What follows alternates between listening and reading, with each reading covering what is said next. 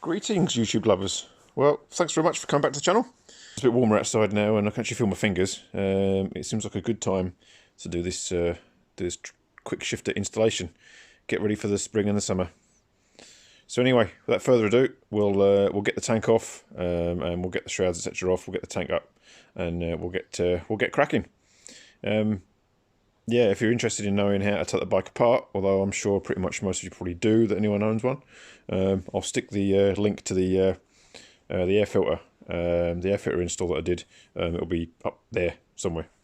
Yeah, now I figured out how to use YouTube as well. So anyway, without further ado, we'll get cracking and we'll get the bike in bits.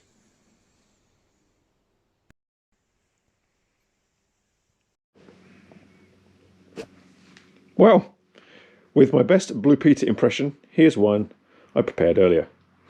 So as you can see, that's the airbox off. That's the battery out as well. I've decided to run the cables underneath the bracket here for the seat. I think it's going to make it a bit neater. That's actually the power commander cable there, going to the injectors. But I think what I might do is I might disconnect those, as I couldn't really be bothered before I put the Quickshifter on. So I think this time we'll disconnect the power commander and we'll run that underneath there as well, with a Quickshifter. And I think that will look nice and neat. I've decided, I think it does say to run it. It does say to run the cables separately from the main wiring harness. So this is the main wiring harness here. Comes down this side of the bike. So I think what we'll do, as you can see here, I've actually already installed some of the Quickshifter already. So I've actually run the cables down the left hand side of the bike and then round here to the front, as you can see. So yeah, I think it's a bit neater that way. So that's what the instructions say anyway. And I've got the unit in the tailpiece here along with power commander. I don't know what I'm going to do with that to sort that out yet, but that will be the next job. Falling over. So yeah, take the battery out, run the cables through here and then underneath the seat and then down the side of the bike here. I think that's going to sit. That'll sit down in there somewhere, I think. Yeah, that's the connector. So you've got your push-pull connection off the Quickshifter itself. So let me just show you this. Connection is for the push, one connection is for the pull. So depending on how you want it set up, whether it's road shift or race shift pattern, obviously it's going to change a little bit. So I think what I'm going to do, obviously this will be mounted in here somewhere like that. We'll have the cable running. I think it's going to come along here, down behind here, which I think looks like the water pump, and then in behind here, and then I'll run that up through there. We'll capture that in there behind the clutch cable, and then we'll come up the hoses here, and then up behind the bike. I've actually run the original cables here along underneath this bracket, which I think is a support bracket for the ABS pump. And then as you can see here, there's all the ABS, sorry, the brake lines going back to the ABS pump. So we'll get these cables along here beside the throttle body.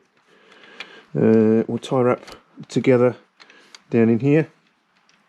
We'll tie that to the brake lines, and then we'll just tidy up the top here at the plug coils, and that should be it. And then we'll set it up. So that's a very quick overview, and we'll get cracking. We'll get the Quickshifter mounted on here, and yeah, I think that'll look quite neat. So onwards and upwards.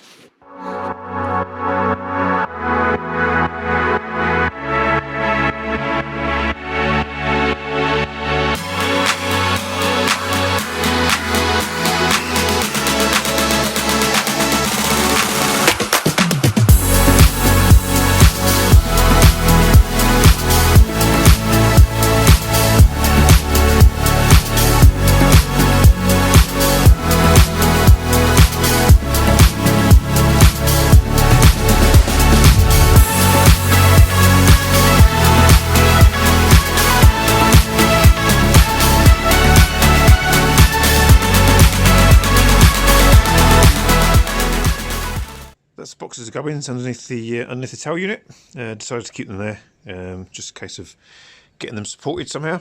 But yeah, I'll worry about that later. Battery is back in. That's just a rubber grommet off the bottom of the tank.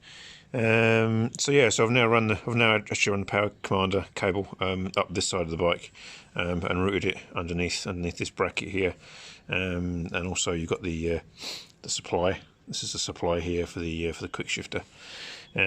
So yeah, all running now, nice and neat in through there, as you can see, underneath this bracket, in through here, and then the wiring runs down the side of the bike here, and then it's tie wrapped. You can see that. There you go. Tie wrapped to the brake lines there, and then now up to the front here, missing the throttle assembly here, and then through there and onto ignition coils, as you can see there. So that is that. Next thing is just put the airbox back on. I was a little bit confused with regards to the Quickshifter, because this is actually currently mounted back to front. The instructions say that this should actually be mounted around the other way. At least that's how they're represented in the manual. But when I ordered this, it only came with the Quickshifter and this tie rod here, which fits perfectly, but it means that the unit is actually back to front. Whether it makes a difference or not, I don't know. I'll speak to the supplier tomorrow, and we shall see what happens. But I thought, oh, maybe I'll give it a go today. Put the bike back together and see if it works. It should do.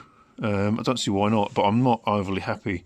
As you can see there, the cable's looping back over itself, and then obviously it runs underneath there, around there, up the side here, and then up underneath there, and then I've just got these connected up in here, as you can see.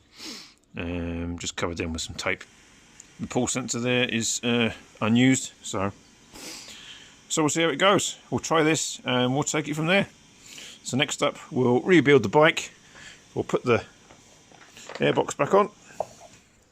We'll put the tank on, and we'll give it a start and see what happens.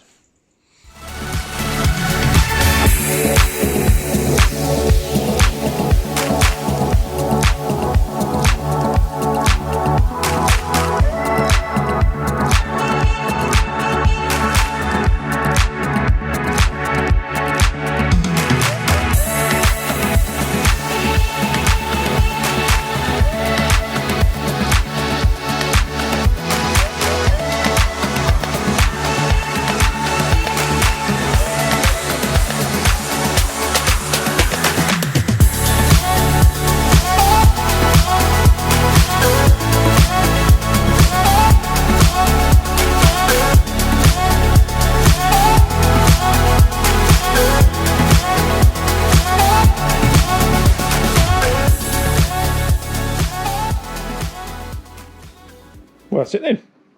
The bike is back together. Quickshifter installed. I actually put a tie wrap over here just to give it a bit of extra security. And yeah, it's all plumbed in now, ready to go. So we'll give it a start, and we'll see what happens. I'll wheel it outside before I fume myself to death. But yeah, all good. Okay, so it doesn't actually work until 3,000 revs, so let's give it a go.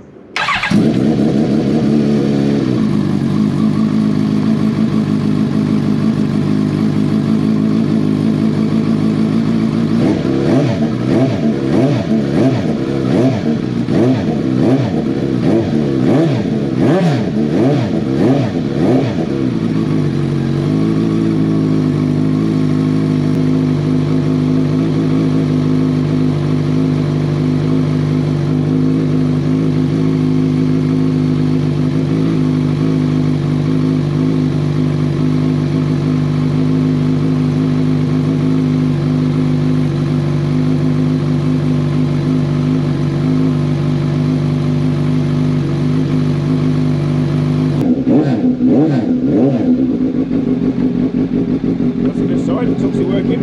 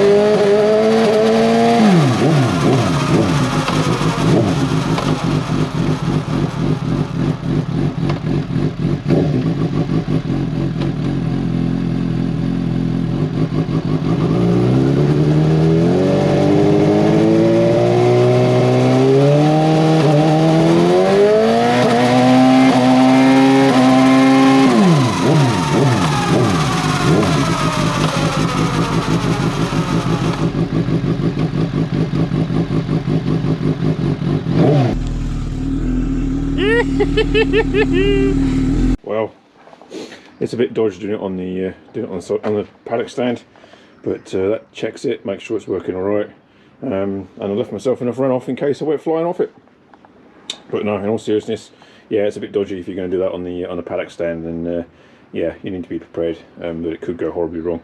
I checked the paddock stand, I checked the bobbins, I've checked the fixtures and fittings, make sure nothing's going to come flying off. Not ideal either with the additional slack on the chain, but that's proven that the Quickshifter works, and that is awesome. You'll see from that video there, there's no delay at all, it's just straight up to the box, so I can't wait to get it out on the road. It's going to be awesome. So I'll go and put the plastics back together, rebuild the bike, and give it a little bit more TLC, and we'll get it in a state where we can take it out. So roll on the spring, and yes, even more so, roll on when all this stuff has gone. Thanks for watching, and can't wait to try it out. We'll catch you soon.